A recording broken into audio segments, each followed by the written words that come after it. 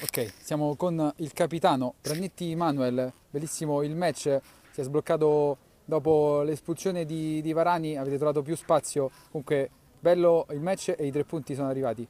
Beh, fondamentali 3 punti. Diciamo che siamo partiti a freddo e ne abbiamo accusato, abbiamo subito 2 gol. Però abbiamo reagito dopo il secondo gol, quindi l'importante poi alla fine è aver portato 3 punti a casa.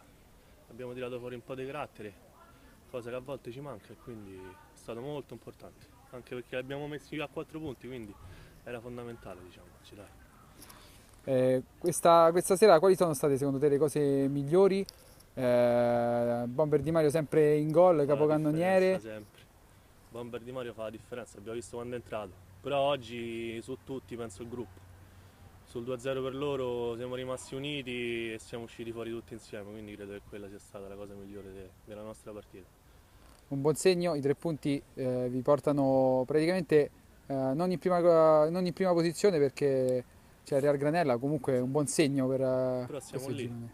siamo avvicinati, siamo a un punto. Aspettiamo uno scontro diretto, vediamo di che passe siamo fatti e se possiamo continuare a stare lì sopra.